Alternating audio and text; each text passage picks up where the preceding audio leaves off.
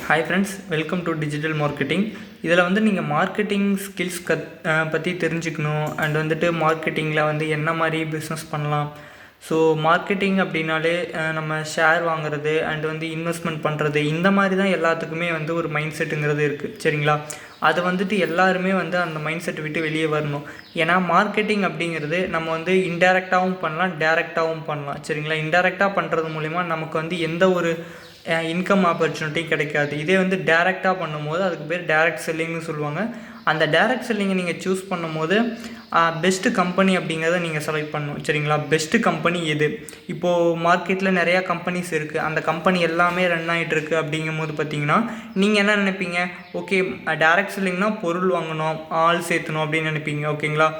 நீங்கள் ஒரு விஷயம் நோட் பண்ணி பாருங்கள்.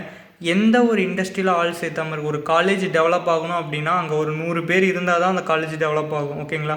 ஒரு கம்பெனி ரன் ஆகணும் அப்படின்னா அங்கே வந்து ஒரு 50 எம்ப்ளாயீஸ் இருந்தால் தான் அந்த கம்பெனி ரன் ஆகும். சரிங்களா?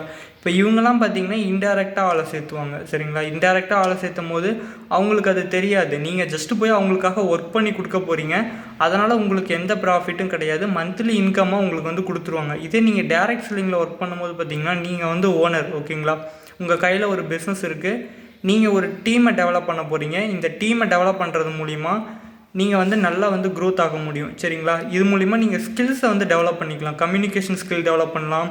ஒருத்தர்கிட்ட எப்படி நம்ம பேசணும், நம்ம கேரக்டர், நம்ம ஆப்டிடியூட், இது எல்லாமே வந்து இந்த டைரக்ட் செல்லிங் பிஸ்னஸ் மூலிமா சேஞ்ச் ஆகும். சரிங்களா? அதனால் எல்லாருமே எடுத்து பண்ணுங்கள். டைரக்ட் செல்லிங்கில் நானும் ஒரு கம்பெனியில் ஒர்க் பண்ணிட்டு தான் இருக்கேன். ஸோ அந்த கம்பெனியை பற்றின டீட்டெயில்ஸ் வேணும் அப்படின்னா கீழே கமெண்ட் செக்ஷனில் உங்களுக்கு நம்பர் கொடுக்குறேன். அந்த நம்பரை காண்டாக்ட் பண்ணுங்கள். அவங்களே டீட்டெயில்ஸ் ஷேர் பண்ணுவாங்க. தேங்க்யூ.